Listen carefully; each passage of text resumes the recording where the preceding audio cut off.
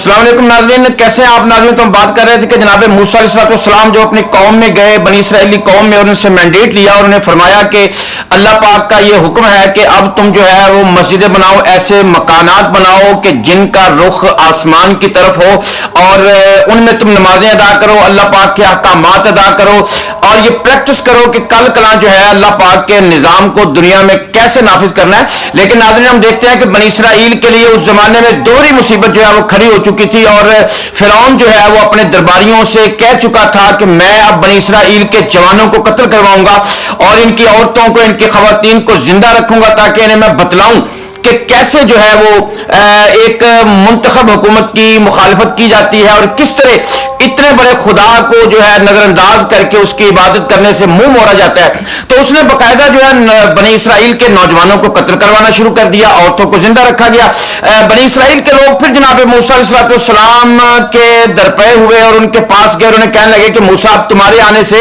हमारी मुसीबतें जो है वो कई गुना ज्यादा बढ़ गई हैं, हम पहले से कई गुना ज्यादा परेशान हो गए हैं। जनाब मूसा अलैहिस्सलाम ने उन्हें समझाया कि फिक्र ना करो, अल्लाह की मदद जो है वो जल्द आने वाली है, तुम्हारी तमाम तर जो मुसीबतें हैं वो खत्म होने वाली हैं, और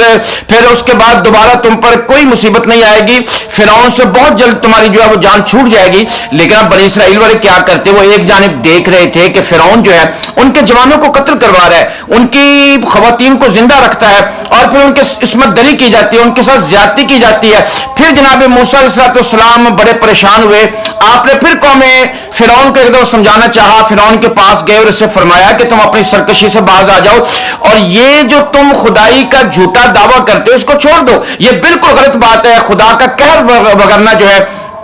तुम पे नाजिल हो जाएगा। लेकिन फिरौन ने जो है वो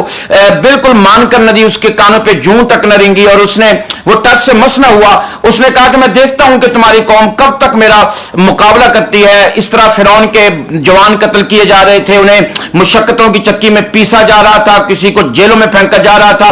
ज्यादतियों और जबर के पहाड़ जो है वो तोड़े जा रहे थे। और दूसरी जानब जनाब मूसा अलैहिस्सलाम फिर अल्लाह के हुजूर आप जो है वो दस्ते दुआ आपने उठाया और आप सर्बसजूद हुए और अल्लाह पाक से इल्तिजा की कि अल्लाह